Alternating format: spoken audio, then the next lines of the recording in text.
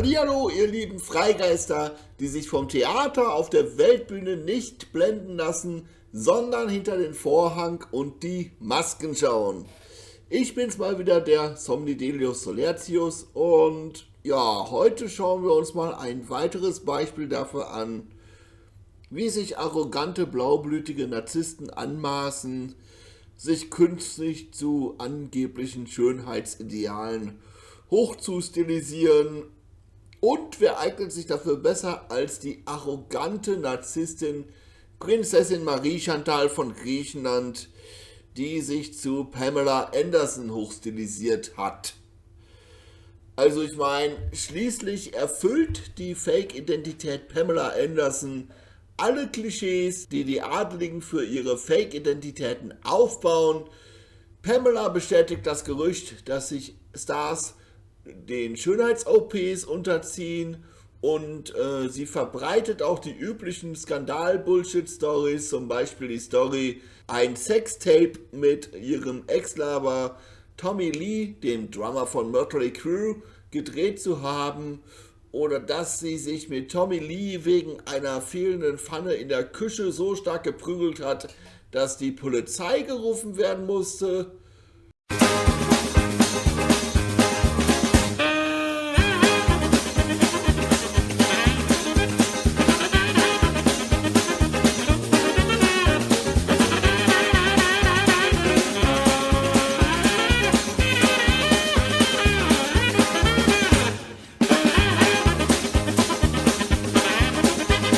Ja, also während ich hier die Bildvergleiche zwischen Pamela Anderson und Prinzessin Marie Chantal von Griechenland einfach mal durchlaufen lasse, will ich euch mal etwas länger was ganz Allgemeines zu derlei Skandalen erzählen. Und es kann gut sein, dass ich mich da wiederhole.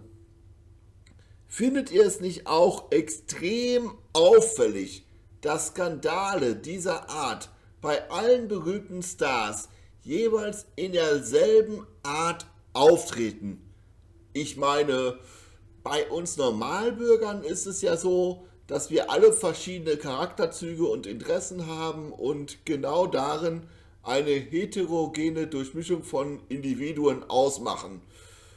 Also, warum verkörpern die ganzen Stars im Gegensatz dazu den homogenen Einheitsbrei, bei dem jeder von ihnen dauernd dieselben Skandale bezüglich Sexaffären hat oder bezüglich Drogenmissbrauch oder bezüglich sexuellen Missbrauch an Filmsets von Hollywood oder halt über häusliche Gewalt wie beim Promi-Pärchen Pamela Anderson und Tommy Lee oder wie auch beim Promi-Pärchen Johnny Depp und Amber Heard. Bei denen wurde sogar bei einem öffentlich ausgestrahlten Gerichtsprozess thematisiert, dass der Johnny permanent häusliche Gewalt von der Amber erfährt. If you lost memory last night of kicking me out the door with the fucker hitting me, and your memory is gone from you kicking the bathroom door and hitting me in the skull as I was bent down.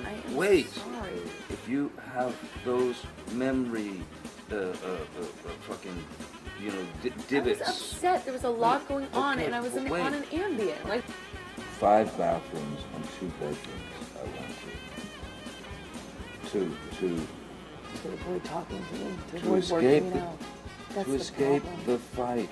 You don't escape the fight. You escape the solution. No. You escape the solution. I watched you lie, and then I didn't punch you, by the way. I'm sorry that I didn't hit you across the face in a proper slap, but I was hitting you. I was not punching you. Babe, you're not punched. Don't tell me what it feels like to be punched. You know, you've been in a lot of fights, been around a long time. I know. Yeah. No, will you fucking have a close You didn't get punched. You got hit. I'm sorry I hit you like this, but I did not punch you. I did not fucking deck you.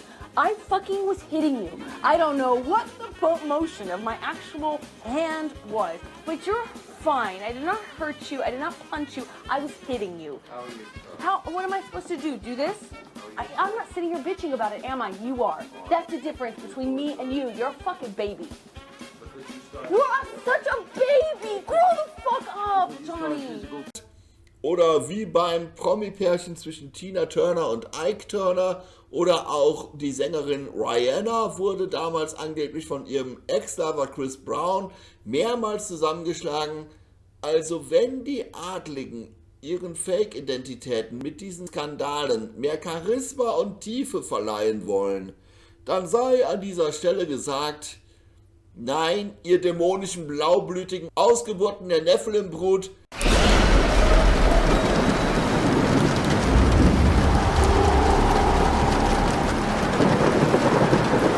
die Starrollen, die ihr spielt, bilden die so ziemlich einseitigste Ansammlung von Stereotypen.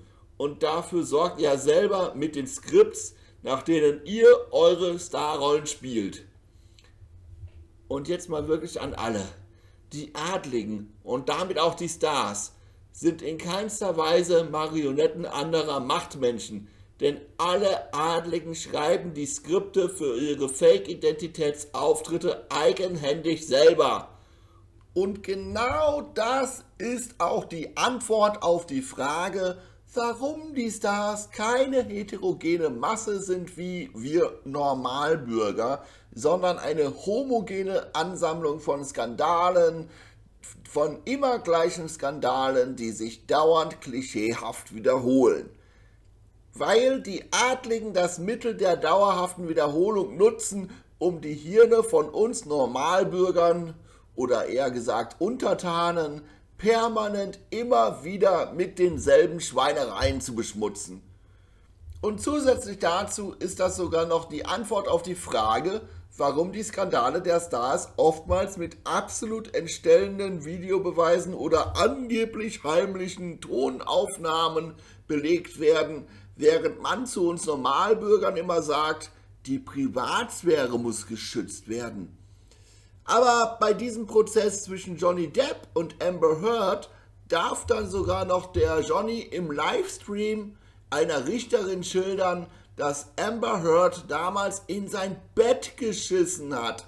Also Donnerwetter, das war ja wirklich sehr kranke häusliche Gewalt von der Dame. What was the photograph of Mr. Depp?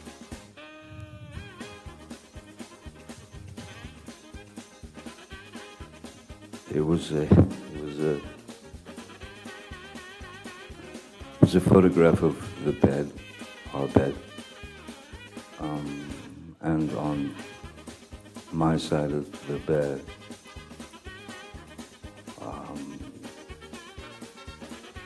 was human fecal matter.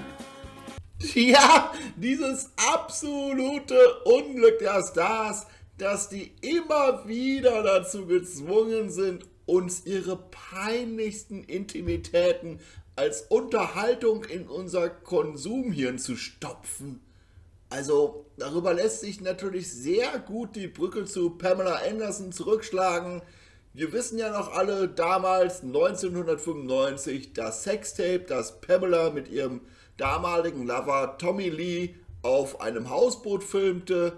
Das wurde ja, nachdem es heimlich gestohlen wurde, auch im Internet verbreitet. Ja, schon damals 1995 gab es sowas.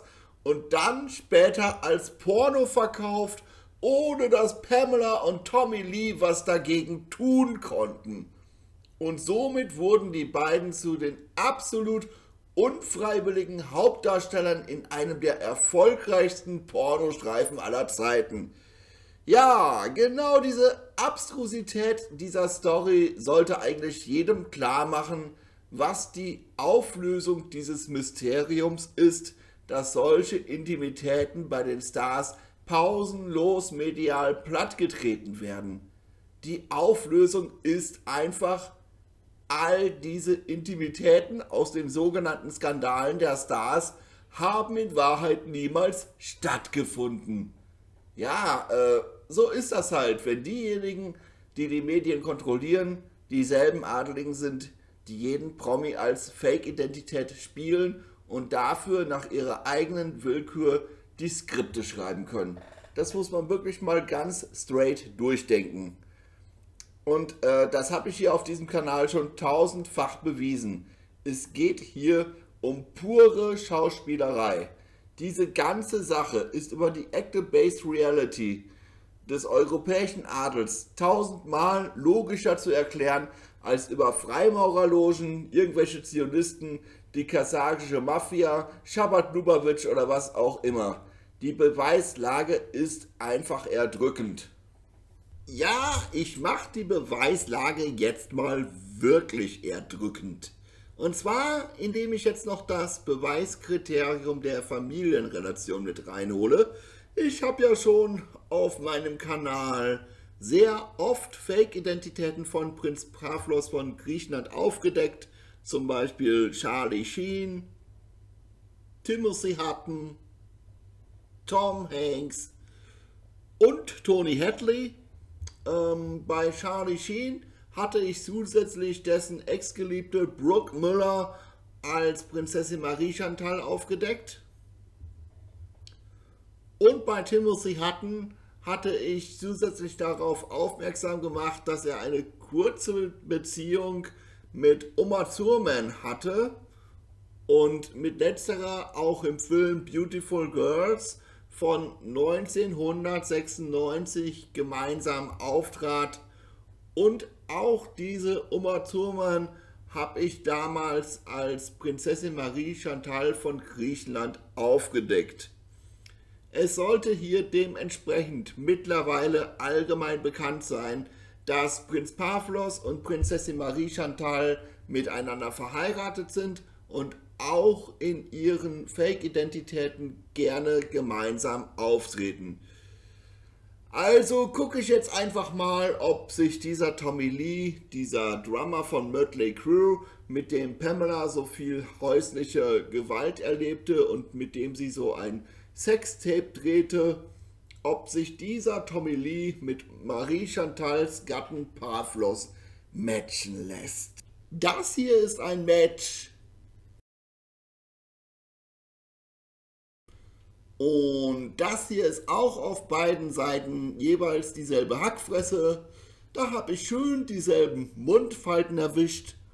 Und um euch jetzt noch abschließend zu zeigen, dass es irgendwann wirklich kein Zufall mehr sein kann, gehe ich jetzt noch auf die Kultserie Baywatch ein. Natürlich auf das Original aus den 90ern, wo die Pamela an der Seite von David Hasselhoff ihre Bikini-Figur zeigte. Da ergibt sich dann nämlich noch ein zweiter Familienrelationsbeweis, denn auch David Hasselhoff wird von Prinz Pavlos gespielt. Match. Match. Match. Match. So, ich würde sagen, damit ist dann jetzt auch meine Beweispflicht für heute erfüllt und ich kann mich getrost verabschieden. Ciao, euer Somnidelius Solertius. Bis zum nächsten Mal. Lasst gerne ein Abo und ein Like da. Tschüss.